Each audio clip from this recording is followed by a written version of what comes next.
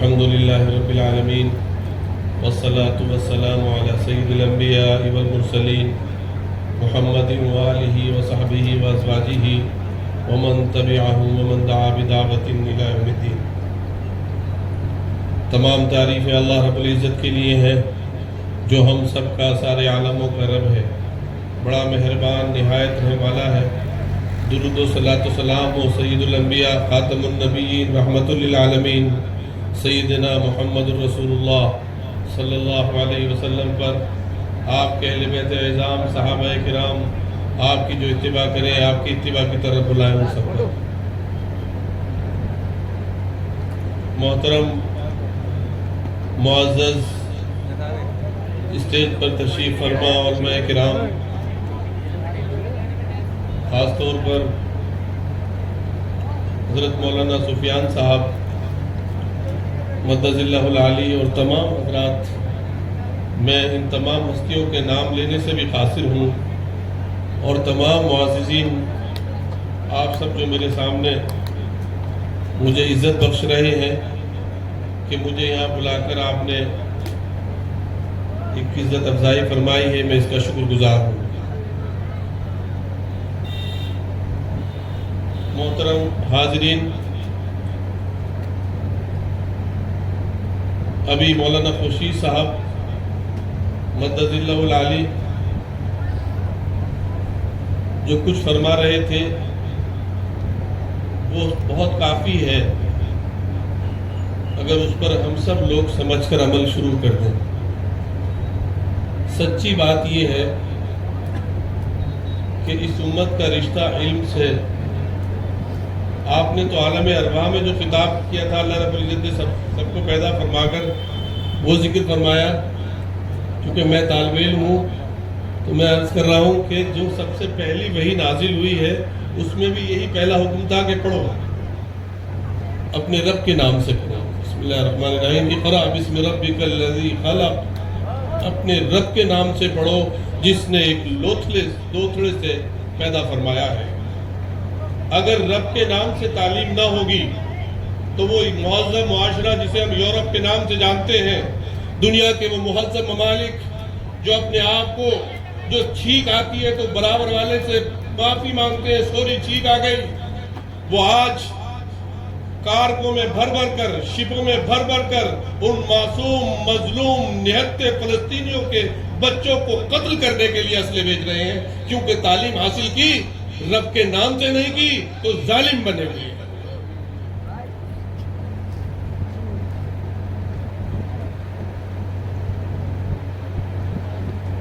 یہ بڑی تاریخی بستی ہے۔ میرٹھ، مظفر نگر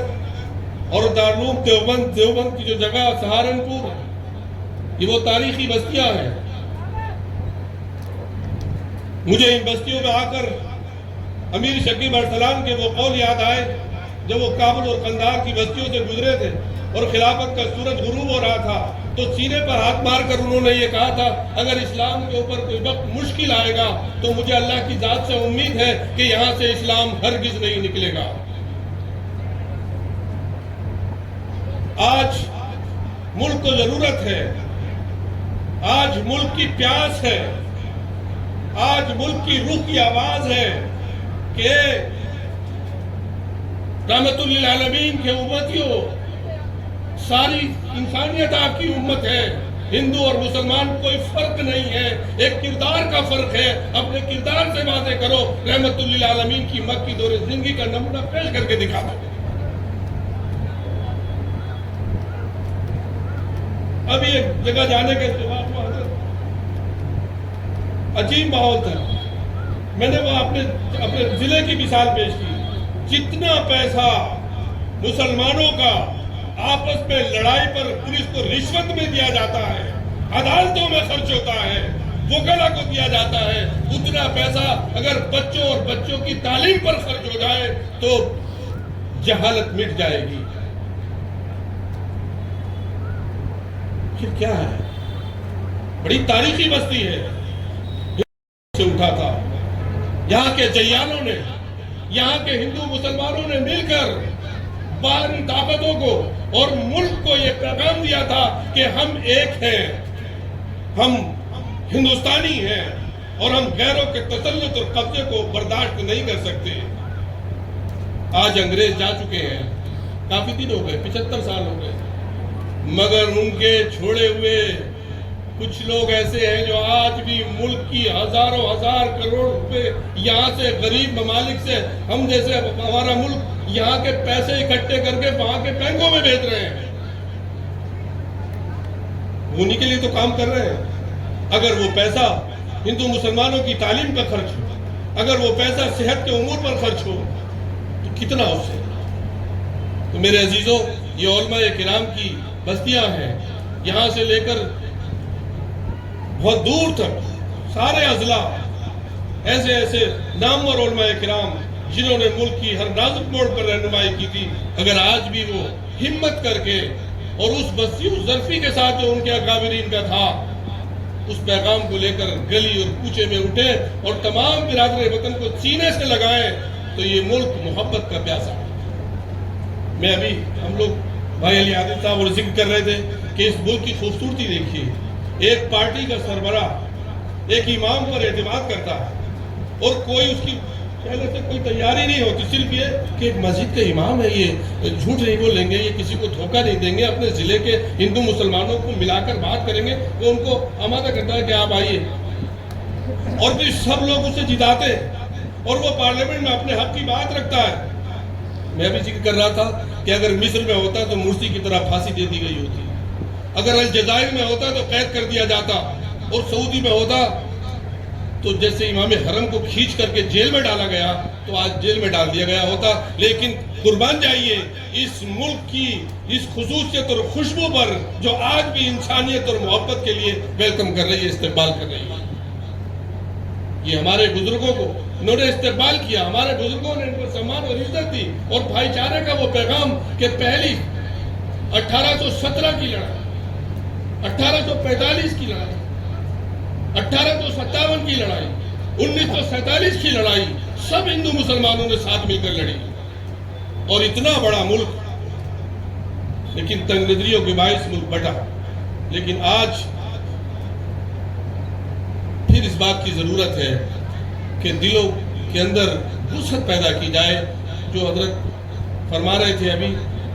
کہ جو چیز نافع ہے، فَأَمَّا الزَّبَدُ فَيَذْهَبُ جُفَاءً وَأَمَّا مَا يَنْفَعُ النَّاسَ فَيَمْكُثُ فِي الْأَرْضِ۔ اللہ رب العزت نے ایک فلسفہ بیان فرما دیا ہے، یہ اس آیتی کی تفسیر حضرت فرما رہے تھے، خیر الناس من ينفع الناس۔ جو جھاگ ہے، جو پروپیگنڈا ہے، جو جھوٹ ہے، جو مکاری ہے، جو عیاری ہے، جو دجل اور فریب اور چھل ہے، وہ جھاگ کی طرح اڑ جائے گا، اور جو نفع بخش چیز ہے، ایمان ہے، سلامتی ہے، صداقت ہے، سچائی ہے، وفاداری ہے، وطن سے وطن اور اہل وطن کی فکر کرنا ہے، ان کی غمخواری کرنا ہے، ان کی ہمدردی کرنا ہے، یہ جذبات باقی رہیں گے، اور انشاءاللہ ہم سب اور ملک خوشحال طریقے سے باقی رہے گا۔ کوئی گھبرانے کی اور مایوس ہونے کی ضرورت نہیں۔ آج بڑی خوشی محسوس ہو رہی ہے، گرلز کالج کا بنیاد رکھی ہے، شیخ الہند، حضرت شیخ الہند سے کون واقف نہیں ہے؟ شیخ الہند اور آپ کے شاگردوں نے جنگ آزادی میں جو نمایاں کردار ادا کیا ہے، وہ آپ ہی کا حصہ ہے۔ جامعہ ملیہ اسلامیہ کی آپ نے بنیاد رکھی ہے۔ میں سمجھتا ہوں کہ ہر جگہ، ہر بستی میں بچیوں کے لیے تعلیم کا بہترین نظم ہونا چاہیے، اور اب اگر بچوں کے ایمان اور عقیدے، اپنی تہذیب براہیمی کو بچانا ہے، بلکہ میں یہ کہوں کہ جو کنسٹیٹیوشن نے، دستور ہند نے جو آزادی دی ہے، اس آزادی کو بچانا ہے، پھر یہ ادارے قائم کرنے پڑیں گے، اور یہ ادارے اس پہ قائم نہیں ہوں گے کہ مولانا صاحب سے جھگڑا ہے تو میں اپنی کشتی الگ بنا لوں ان کے وجہ۔ ہمیں دیکھیے کیرل کو دیکھ لیجیے، کیا عمدہ مثال ہے۔ مالاپورم ایک ڈسٹرکٹ ہے، مجھے وہاں جانے کا اتفاق ہوا بہت پہلے، 4 میڈیکل کالج ہیں، 4 شوگر اسپتال ہیں، اور سب اہل ایمان الحمدللہ ان لوگوں کے ہاتھ میں ہے جو حق پرست ہیں، اور ان کو وہ خدمت کرتے، پورے صوبے کی خدمت کرتے ہیں۔ ایک چھاپ ہے انسانیت کی، تو کوئی مشکل بات نہیں ہے اگر مغربی یو پی کے آپ جیالے یہ طے کر لیں کہ ہمیں حالات کے دھارے کو بدلنا ہے اور اپنی نفسانی چیزوں کو اور خواہشات کو کچل کر بدلنا ہے، تو آپ یقین مانیے کہ وہ کوئی مشکل چیز نہیں ہے۔ اللہ رب العزت نے انسانی ارادے سے زیادہ کوئی مضبوط چیز اس کائنات میں پیدا نہیں فرمائی ہے۔ سب سے مضبوط انسانی ارادہ ہے، اسی کی جو سب سے پہلی کڑی ہے، پہلی بنیاد ہے، وہ کلمہ لا الہ الا اللہ، کہ جس ایک بار جو اس کو پڑھ لیتا ہے یقین اور کیفیت کے ساتھ، تو دنیا کی کوئی طاقت اسے اس دولت سے، اس نعمت سے محروم نہیں کر سکتی، مگر ماحول سے حیات کا سودا کرنا یہ ایمان والوں کا شیوا نہیں ہے، بلکہ کردار کو معیار زندگی بنانا یہ ایمان والوں کی فطرت ہے، یہ ایمان والوں کی عادت اور صفت ہے۔ میں انہی الفاظ پر اپنی بات کو ختم کرتا ہوں اور تمام منتظمین کو، مؤسسین کو، فکر مندان کو اور تمام حضرات یہاں موجود ہیں ان سب کو مبارکباد دیتا ہوں کہ ان بستیوں سے ابھی آواز اٹھ رہی ہے جو ہمارے بزرگوں کے آنسوؤں سے، ان کے خون سے، ان کی تمنا اور آرزوؤں سے جو ہے یہ آزادی کی فضا میں ہم سانس لے رہے ہیں، بڑی قربانیاں دی ہیں ان سارے علاقوں کے علماء کرام۔ حق ہوتا ہے، پروپیگنڈے سے گھبرانا نہیں چاہیے، اس لیے کہ جو بات حق ہوتی ہے وہ بہت مضبوط ہوتی ہے، اس میں اللہ نے نافعیت رکھی ہوتی ہے، اس میں اللہ نے تاثیر رکھی ہوتی ہے۔ انشاءاللہ العزیز یہ جو سفر ہے تعلیمی مشن کا، اس کو جو ہے باقی جاری اور ساری رہنا ہے، اور جہاں تک مدارس کی بات ہے، مدارس کی اہمیت، مدارس کی فضیلت اپنی جگہ بدستور قائم تھی ہے اور قیامت تک رہے گی۔ وہی انسانیت کا سرچشمہ ہے جہاں سے انسانیت کو پھلنے اور پھولنے کی طاقت ملتی ہے، اس لیے اپنی جگہ اپنا کام کرتے رہیں گے۔ ان کے لیے تو فرما دیا ہے بخاری شریف کی روایت، لا یضر من خالفہ، کسی کی مخالفت انہیں انشاءاللہ نقصان نہیں پہنچائے گا، لیکن اس کے ساتھ ساتھ علم کا حاصل کرنا اور رب کے نام سے علم کا حاصل کرنا یہ بہت ضروری ہے۔ اللہ رب العزت ہم سبوں کو عمل کی توفیق عطا فرمائے۔ میں بہت مبارکباد دیتا ہوں اور یہ دعا کرتا ہوں کہ اللہ تعالیٰ